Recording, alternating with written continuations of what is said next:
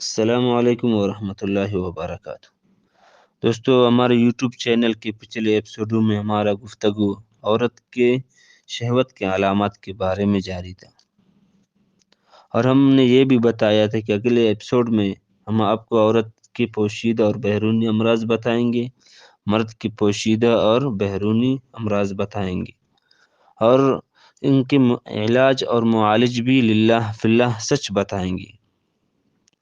تو عورت کے پوشیدہ امراض میں سے سب سے پہلے ہے بکارت، یعنی کہ یہ بکارت ہے، یہ بکارت کے پردہ یہ کیسی ہوتی ہے، کہاں ہوتی ہے، کس طرح ہوتی ہے، دور ہوتی ہے یا نزدیک ہوتی ہے، اسی بارے میں ہم گفتگو کو آگے لے جاتے ہیں۔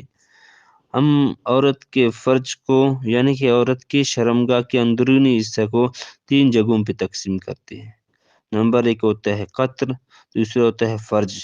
جو قطر اس کے پہلے حصے کو کہتے ہیں، اور اس قطر کے نیچے جو ایک میدان سی ہوتی ہے اس کو فرج کہتے ہیں۔ اسی طرح قطر اور فرج کے سوراخ کے درمیان جو نالی ہوتی ہے اس کو پیشاب کی نالی کہا جاتا ہے، اور مجرائے بول بھی کہہ سکتے ہیں اس کو۔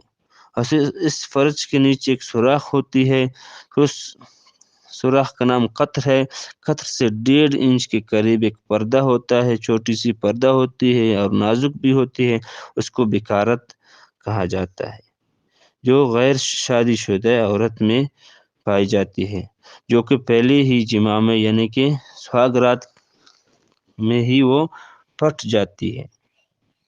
اور یہ جو فرج ہے اس کا یہ اندرونی حصہ تقریباً 5 یا 6 انچ ہی لمبی ہوتی ہے، اس سے زیادہ نہیں ہوتی۔